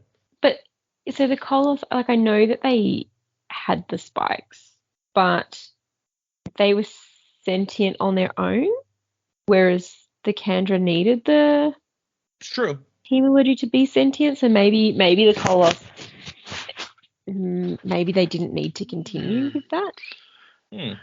Well, yeah, because the Koloss were originally people, so they would have had sentience probably from the fact that they were at one time human beings, I guess. Right? Yeah. Sure. But she's like, look, hemalurgy isn't really evil as such. None of the investitures are evil in and of themselves. Hemalurgy deals with removing abilities or attributes from one person and giving them to another. This is of great interest to me if one of these three arts is of great interest to the Cosmere, it is this one. I think there are great possibilities for its use. So imagine... That's fucking ominous. Yeah. Imagine that it's not just allomantic abilities or feruchemical abilities that you're stealing with spikes and giving to someone else. Imagine other forms of investiture that we've seen. You find an Elantrian and you spike Elantris powers from one guy into another one. I don't know. I mean, does it work for any kind of investiture, or does it only work within the confines of the two shards investitures working together? I feel like, I don't know. To me, it seems like it would be limited because it's based on the two investitures that were on this planet. Yeah, might be. it's taking from people who were created by those two shards. She seems to think that it is more relevant to the Cosmere at large, but once again, who knows if she's right? What is that a hint at how like the shards took the power from Adonalcium? They all spiked him. Ooh, interesting. See, but I feel like if that was the case, It'd come into play elsewhere. Yeah, or it would be more well known, but maybe that's what Hoyd is doing. Maybe he's taking spikes and going to each planet and spiking somebody to get all the powers so that he can absorb them all, so that he can grab them all. Hardcore. Of course, then he'd be leaving himself open to potential control by at least one of the shards I wonder if you combined all the shards, if you would still be, if that would still be a thing, because it's like, at what point does he become the controller if he's got all of the powers? Yeah, it opens a lot of interesting possibilities, which is why I wanted us to read this. It gave us a couple of answers, but it really opens up more questions, is why I wanted to read that. Yeah. Basically, it's going to turn the sexy drifter into a dragon, a space dragon. Okay, since you brought it up as well, it's like, all right, let's say you spike an Elantrian. We've seen that they can survive getting stabbed. I don't know if Galadon got stabbed through the heart, but would that kill them, or would it just strip them of their power? Interesting question. Well, I guess if it strips them of their power, then they've got a hole in their chest. They'll probably die from that anyway. So disregard. Could they be healed? Could another Elantrian heal them? And then what would they look like after that? So there's all sorts of questions about the ramifications of this. Let's get into some predictions. Where do you think the story is going to go next? I'll throw it out again. We talked about it last time. What we're reading next is that short story, Alamancer Jack in the Pits of Eltania, and then we're reading the prologue to Shadows of Self, the second book in this Mistborn era too. So let's do some predicaments. What do you guys think is coming up? Okay. Well, the short story is its own thing, so I'm not really going to address that, since we understand that it's actually like a fictional Who knows story what that's going to be within the realm of this. So who knows? Maybe not. Who knows? I'm very interested in the book. It's kind of, if I was somebody who was reading this for the first time, not knowing that there were more books after this, and then I see Marsh come back and give this girl a book for wax, and then not getting to know what's in it, I'd be like, what the serious fuck? So, I'm very interested to see what's in this book. My guess is maybe it's a discussion of hemalurgy, because if we know, that's basically the only, that I feel like that's the only power that wasn't really discussed or brought up in this book really at all, was hemalurgy. We got plenty of feruchemy, plenty of allomancy, but really the only hemalurgy thing we even saw was, Wax piercing himself with an earring and being able to talk to Harmony. Like, that's really the only thing that we really got. So I'm very interested to see what the possibilities are, but my guess is that they're probably breeding these women and then hopefully not hemalurging the babies, but I don't know, like, they've got to be doing something, I think, more on the hemalurgical side. And so this person Trell, I don't know, it's a god or something, according to these people. It's got to be like some kind of cult worshippers worshiping this thing named Trell, and maybe Trell is like kind of the one pushing them to do this hemalurgy stuff. The only thing that's confusing me about that is like, and Harmony's not going to do this. He's not going to take over these people, but it's like, by spiking themselves or by practicing hemalurgy, they are putting themselves more in tune with a direct connection to Harmony. And again, he's not going to take them over, but I'm like, what are the ramifications of that? Yeah. So that's something, I'm not sure how that would play out, if he would communicate more directly with them if they spike themselves, or what. If so, would he like say like, oh yeah, I don't think this is such a great idea for you to do this, or what would he do? And then the thing that keeps ringing in my head is what Miles said before he died, which is why I think this has to be like some kind of a religious culty thing, because obviously the dude at the beginning of the book was into some kind of weird shit, and then Miles, it's like, he's like, men of gold and red, bearers of the final metal, will come to you, and you will be ruled by them. It's like, what is the final metal? Is he talking about adium? Is he talking about an alloy of adium? And it's like the men of gold and red. It's like, what is he talking about? The only thing I could think of with that, it's like, I don't know who the men of gold are, but the men of red would, if we're connecting Cosmere planets, the men of red would be like the monks from Dakor, yeah. Yeah, from Dakor. But I don't know that that's necessarily a possibility. I would hope that it's more a self-contained story within the planet of Scadrial, but I don't know.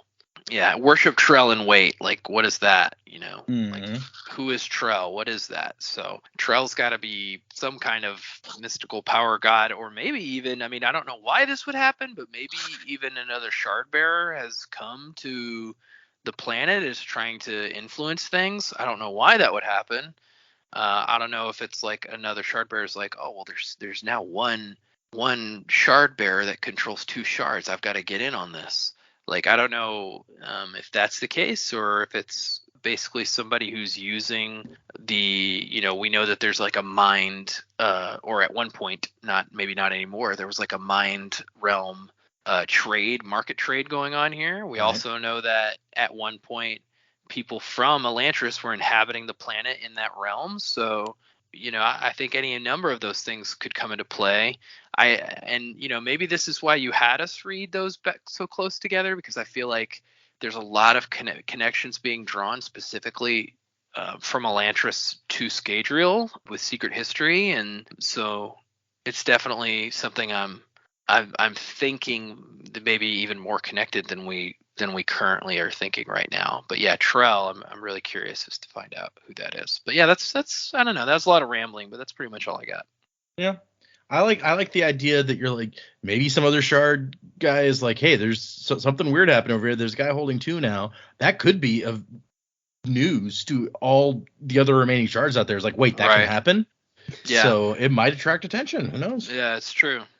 Yeah, I'm not sure where this is going to go either. Obviously we've got our overarching, like our sequel hook there, where it's like, oh, we need to track down my uncle and foil his operation. But yeah, I think following on from my thoughts before, it's like I still think it might be a group of rogue Kandra doing something, and maybe they're specifically targeting Allomancers so they can put spikes through them so they can create more Kandra somehow. They're just like, our race has been decimated, and most of the ones who are left are loyal to Harmony, whereas we're trying to rebel against him. So maybe we need to create more that we can like guide and teach how to resist Harmony's influence from the spikes or whatever.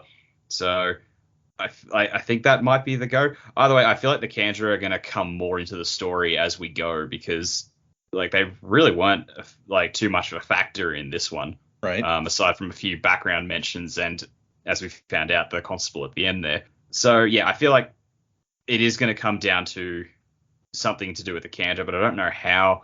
Now that Marsh is here and he's the Grim Reaper, we got that confirmed. I don't quite know what his role is going to be. I don't think he's going to play a major part throughout the rest of the books. I think if he does play a part, it's going to be very similar to what he did here. He just shows up every so often for like a chapter, leaves some very cryptic hints, and then disappears into the night again. But I feel like he's going to be shadowing them, keeping an eye on things and just making sure they don't get too messed up. I think he's going to be like Harmony's boots on the ground to try and protect them as they go.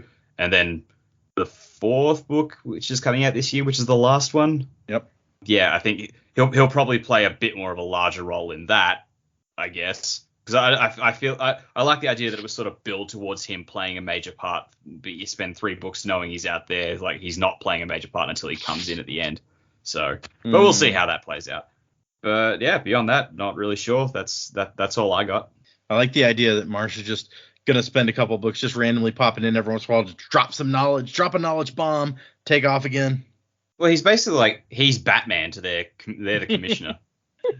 Nice. No, Wax is Batman. We've already established he's Adam West Batman. I don't see Wayne as Robin. Well, maybe that version of Robin, who was very campy and silly. He's like, holy whatever, Batman. I guess Wayne could be Nightwing. Okay, sure. Nightwing does have sticks that he likes to hit people with, so. Yeah, and he's like the jerky counterpoint. I like that you guys were just kind of like, well, that's like all I've got, really. And you've detailed out these elaborate thought. No pressure to go last. I really don't have a lot. Yeah, I mean, the story's going to pick up with Wax still investigating into where the missing women have gone. I think the other guys are right. Hemalurgy's got to come back into it, especially after we've read There Today and, sorry, the Ars Arcanum. And we didn't really talk about it a lot. I hope we get to see maybe a little bit more of Harmony and Marsh, because we've had, like, realistically one conversation kind of with each of them in this book, and I liked the bit that Marsh said that they don't always agree. So I kind of hope that we see a little bit more of what they're getting towards, what they're trying to work on. I really liked, I think it was Dak's idea that the set are Kandra. So now that we've had Kendra confirmed, a rogue set of Kandra, maybe not all the Kandra, but some of them involved there. I think that could be really cool. And yeah, Mr. Suit's going to be our big bad, I think, for the next book, at least the next book. I do hope we get to see a bit more of Steris being involved. I think that might be an interesting addition to the team, particularly if she's been held captive already. And yeah, a bit more of that dynamic. Now that she sort of had that heartfelt moment with Wax, I think that'll be really interesting to see how that comes together. I sort of hope we get to see a bit more of that, whether, we pick things up and they're already married or what their life looks like. I think that'll be really interesting to see how they kind of work off each other in that regard. Because, yeah, she's very, this is how it's going to be. I've set out this contract, blah, blah, blah, blah. But she had that really nice heartfelt moment with him. So it's not that she's just, cold and unfeeling and calculated and this is how it's going to be. She's got some emotion in there, and I think it'll be nice to sort of see how that all plays out in the end. But yeah, I really enjoyed how this book wrapped up, and yeah, really excited to see where it goes next. I really don't have a lot of what to expect in the finer details. I agree with you that I feel like the Steris relationship there's the most potential for some interesting story there, because it's like, so Wax and Wayne have this very long established relationship, right? We know what that's like. And in this book, he kind of has gotten to know Marisai and kind of established some boundaries there. And so we have an idea of like kind of what that relationship is. His relationship with Steris is still kind of open for development and to see what kind of interesting twists it could take. Yeah. So it could be a lot of fun there. Okay, we have one email that I wanted to touch on. This is the one that Sasha sent a while ago that we couldn't look at until today. I put in our chat the picture that you sent, but I'll read the thing. It says, "Hi, Data. The Marsh broadsheet article has me thinking about Iron Eye's appearance in the epilogue. And the thought is this. If Marsh wants to avoid attention, wearing his old Inquisitor robes might not be the best way to go about it. I get the need to cover his face, but imagine if he chose to wear, say, a floral patterned sweater with an extra large hood. No one sees Flower Hoodie Guy walking around the neighborhood and is going, 'Harmony, help me, it's Death himself.' Not that enormous guy in a cowl is ever going to be inconspicuous, but there might be fewer hysterical headlines that way." And then a little bit later, she sent, like 2 days later, she sends a follow-up email. "I spent way too long on this, but here's an illustration of Marsh in his pretty floral hoodie." And so that is the picture that she sent. That is a picture. And Sasha gave me permission to use that as our for our Instagram post this week, so everyone will get to see this picture if you go to our Instagram. He doesn't look happy to be wearing. He doesn't. This outfit. He looks like Kelsier has dragged him to the tailor's, and he's like, "I don't want to wear this, Kelsier." Brother, you can't just wear that robe. It's disgusting. It's covered in blood still and ash. Yeah, he's not happy. Kelsier, I've been alive for 300 years. I have spikes through every part of my body. Pink is not my color. Try some new things, Marsh. Jeez. I could totally see it's like Kelsey just saying, it's like, "Oh, come on, man, wear the jumper with flowers. You know how much Mayor liked flowers?" And Marsh going, "Fine." Oh my gosh. Okay. So thank you, Sasha, for the email. It's awesome and hilarious, and I loved it. If anyone wants to send us an email, the address is thesanderblanche@gmail.com. Find us on Instagram and Facebook and all those sort of places. And now, here's an announcement that I need to come in. Find us now on Patreon. So I got to tell you guys about this. Yesterday, Ooh. I was finalizing the stuff for our Patreon page, and I'm not going to go into too much detail about this part of it, but basically making the Patreon page go live is helping me kind of work on some other stuff that I wanted to get lined up that I will reveal when it is we see if it's going to work out or not. But anyway, so I was like, you know what, I don't plan on having any actual like patron content until probably June, when the White Sand graphic novels are supposed to come in. That'll probably be the first new Sanderson thing that I can be like, okay, I'm going to make some Patreon special things on this new thing that came out, right? Because my plan was to start out with the Patreon content, and I talked about it before, just to let everyone know that when new Sanderson stuff is released, like new books, I'll do recordings of my reactions reading these things for the first time and put those up for just patrons. So that's the plan, which is why there probably won't be any content until June. But I went ahead and published the page, like I said, because it helped me work on some other stuff. And so I felt like if one of our longtime listeners Googled the Sanderlanche for whatever reason and found this page that was up and I hadn't mentioned it to anyone, then I would feel like kind of a jerk when they're like, hey, why didn't you tell us about this? So I went on the Discord and I was like, hey, everybody, there's not going to be any content till June. I didn't put this up expecting people to back, but just I could not tell you guys. So here's the page. You can go out and look at our Patreon page. I set it up. Originally, my plan was for like two levels. There'd be like a $1 a month thing and maybe like a $5 a month thing. And that was all that I planned to have out there. I'm like, if you guys want to contribute, fine. I'm not going to have like all these levels because we don't have a bunch of different stuff that we're offering. So there's no point. The $1 level didn't really work out because every time I try to make it for $1, Patreon will pop up a message. It's like, you really need to make it for at least $3. Like that's really the minimum that you should use. And I was like, they probably know what they're talking about. I've never made a Patreon before, so I'll listen to them. $3. That'll be the minimum. And then I was like, well, there's not much difference between 3 and 5. That's kind of close to each other. So I made it 3 and 7. And I made one like a ska and one a misting. And I was like, well, we really need a third level at that point, so you can have a Mistborn level. So I made the $10 level. So that's what we had. Was before I was going to put it live was 3, 7, and 10. And then just before I was going to finish it up, I had an idea. I was like, this is silly, but I can't not do it now that I've had the idea. So there's a 4th level called Shard of Adonalsium that is limited to 16 people and is $16 a month. Somebody pointed out to me that doesn't make any damn sense to anybody outside the U.S. because they see it in their own currency, so it's not 16 to them. But that's what I made it. And I actually put in the thing, I'm like, I don't expect anyone to back at this level, but I just found it hilarious, so I had to do it. And because one of the options that I did not see until I started doing that one was you can connect Patreon to Discord and have Discord assign like certain roles to patrons based on level. Ooh, nice. So I created a role on the Discord for Shard of Adonalsium, and then anyone who pledged at the 16 gets that name in the Discord. And once again, I didn't actually expect anyone to use that, but I was like, I'm going to do it. How can I not do it now that I thought of it? It's great. So I did all of that, made it live. Before I told anyone about it, I'd forgotten to remove the goal that was if we get to $100 a month, Joel will read Dinosaur Erotica. Oh God. So I'm not doing that. That was on there for about 5 minutes after it went live, but I hadn't told anyone about it yet, so I deleted that and replaced it with like, if we can make it to $100 a month, Joe and Dak will do a special Possum Hunters episode. Sure, that is definitely doable. Not Dinosaur Erotica. That's what's on the page now. And so I told the guys in the Discord, and I was like, look, there's not going to be content until June. I don't actually expect anyone to back. When we get to June and there's actually going to be content, I'll talk about it on the show. I'll post a link a few places. I'll get word out, right? But I underestimated the people on our Discord. Several of them backed immediately, including 3 people now at that $16 a month level that I didn't expect anyone to actually back at.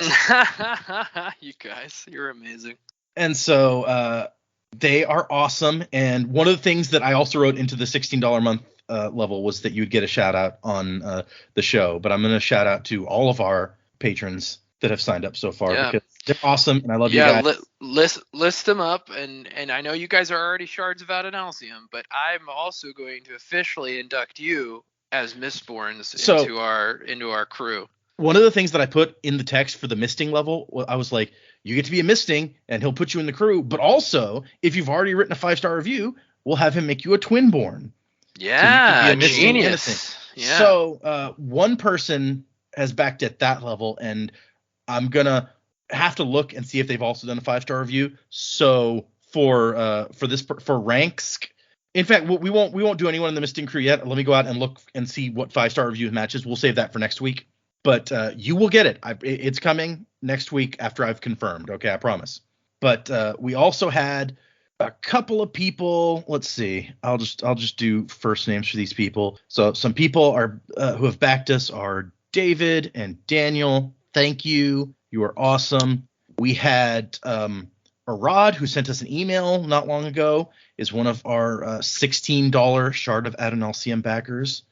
A person called let me make sure I get it right. Storm Harbinger on the Discord is also one of our 16 backers. So thank you so much. And the third one asked me specifically not to give their name, but to refer to them only as Mr. Suit. So that's our third $16 Nice. Shard of Adonalcium backer. So thank you to everyone who has already gone out to the Patreon, knowing full well, like they all knew before they did anything, that we weren't going to have any special patron-only content for a while. They just wanted to support the show. I love you guys. Thank you so much. You guys, I honestly did not expect anyone to go for the $16 level, and the fact that 3 people have already, I was like, you guys have already shocked me. They were like, hey, can we each pick a shard that will be us? And I was like, I mean, yeah, we might be able to do that. I mean, we don't know all the shard names on the show at this point. Like, you guys only know a few of them. And that's what I'm saying. Like, you don't know them all, right? So I was like, maybe it would be a spoiler for not only you guys, but for people maybe in the Discord who haven't read everything yet, right? So I was like, we could either limit it to just stuff that's already known, or we could wait a while to do that. So I'm still thinking that part over, but I was like, I mean, we might hit a limit where, if people only know, if you guys only know the names of like 4 or 5, I don't remember how many right now. Yeah. That would be, we couldn't have more than that. And then I was like, well, it probably won't come into it. I don't expect us to get up to like 16 people actually at that level. And they were like, I don't know, we might surprise you. And I was like, dude, you guys have already surprised me. You guys have already shocked me. I did not expect. So Thank you. We love you guys. You are awesome. And I will start this week. I mean, we already did, but we'll add into the end of the show if we have new patrons each week, calling out and thanking them for their support. You guys are the best. Yeah. You are the best.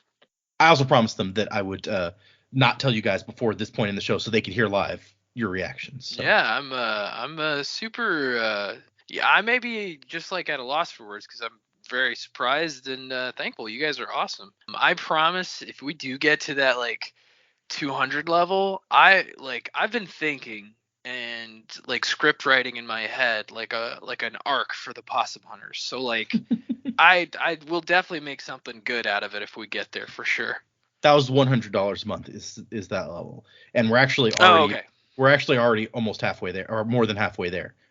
From so how it's not going to take that much more. It's a possibility for sure. But I'm going to put a large effort into script writing for that, and definitely come out with something that's going to be good and worth your time for sure. And if we actually make it to 100, we're going to have to come up with another cool thing to make the next goal, like 150 or something. So all of us be thinking on that. What's the next goal? Yeah, exactly. I mean, it'd be awesome if we could give everybody in the Patreon some kind of merch, like the t-shirts ideas we've had in the past, anything would be awesome. Yeah, and I'm going to talk to you guys more. Actually, after the episode, I have some stuff in that direction I want to talk to you about, but we'll get there. What else? Oh, and I just want to say, I just spent like 5 minutes talking about it, but guys, I've said it before. The intention is for the show to always be, I don't even want to put ads on here. The whole reason that I started the show is because I want to have fun reading the books with people. And so I don't want to do anything that's going to change that. So nobody feel obliged, like you need to go out and contribute or anything. It's really just there because several people were like, hey, we want to support the show. Is there a way that we can do that? That's why I created it. And I even felt bad at that point because I was like, I can't create unless I have something extra to offer. So that's why that's there. You're not going to hurt anyone's feelings. I had somebody apologize like, oh, I can't afford to do 16. I'm only doing 3. I'm sorry. I'm like, no, what are you talking about? We really appreciate the people who are doing this. I love you guys, but just listening to the show every week is more than support enough for me. I appreciate you already for that. So nobody please feel obliged like you need to be in there. And I might put a link to it in the description of this episode, but like I said, I'm not even gonna kind of put it out there much until we get to that point where there is some content that you guys will be getting. Yeah, 100%. The core of the show is to just have fun reading these books and discovering this stuff together. Like, I always get weirded out by my favorite podcasts when they start a Patreon, and so I know that is, Data's intentions are completely pure with that. Like, we're not going to mess with the integrity of this show, even if like the Patreon were to take off and we were working on extra stuff to provide you guys with. That's not going to lessen this show. That's not going to make this show different. I think that's the most important thing to us, is to keep this what it is. Yep. For sure. Because it's fun. I love it. This is the highlight of my week some weeks. So I love you guys. Okay. What else? Music by Miracle of Sound. Ha, I got that. We're only on episode 100. It's about time. I know, right? Yeah. Thank you guys for sticking with us for 100 whole episodes. Here's hoping for another 100 coming. You guys are awesome. For next week, like I said, we're reading Allomancer Jack in the Pits of Eltania, and we're reading the prologue to Shadows of Self. So we're jumping right into the next book after a quick adventure with Allomancer Jack. I'm really curious about what you guys are going to think about this story. And when we record this episode about Allomancer Jack next week, it's going to be one of the few times where I'm like, you guys all give your opinions at the beginning of the episode. And I'm going to be like, here, let me go ahead and give my opinion too, because I have some feelings about this. So I'm looking forward to that. That's going to be fun. But thank you everyone for listening. We will see you for episode 101. Wuzzing to the time of next. Colo? When we lose everything that defines us, can we hold to the promise that binds us and carry on into tomorrow's sorrow?